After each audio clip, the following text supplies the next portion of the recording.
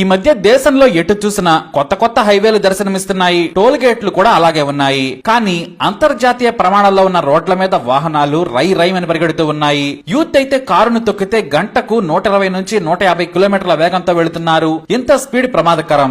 ఎందుకంటే ఔరంగాబాద్ లోని ఓ కారు ప్రమాదం పోలీసులనే కాదు అందరినీ ఆశ్చర్యానికి గురిచేసింది. కారున్న ప్రతి ఒక్కరూ ఈ విషయం గురించి తెలుసుకోవాలి. కారు టైరు పేలిపోవడంతో 7 యువకులు చనిపోయారు. అది కూడా కొత్త కారు, కొత్త టైరు. మరి ప్రమాదం ఎందుకు జరిగింది? అయితే ఇప్పుడు ఎండాకాలం కదా, ఇలాంటి ఘటనలు పెరిగే ఛాన్స్ కూడా ఇంకా ఉంది. మీరు ఎలాంటి జాగ్రత్తలు తీసుకోవాలి? కారు టైర్లు ఎందుకు పేలుతున్నాయో ముందు తెలుసుకోండి. ఇప్పుడు కారు చాలా మందికి కామన్ వెహికల్ అయిపోయింది. ఇక ప్రతి కుటుంబంలో ఎవరో ఒకరికి కారు ఉంటూనే ఉంది. ఓ ఇంజనీరు తన తోటి వాహనదారుల కోసం చేసిన చిన్న సీరియస్ ప్రయోగం వివరాలు మనం ఇప్పుడు చూద్దాం. ఓ చదువుకున్న ఇంజనీరు కారు టైర్లు ఎందుకు పేలుతున్నాయని పరిశోధనలు మొదలు పెట్టాడు. మంచి రోడ్ల మీద టైర్లు పేలుతూ ఉండడంపై శోధన స్టార్ట్ చేశాడు. వెంటనే తన స్కార్పియో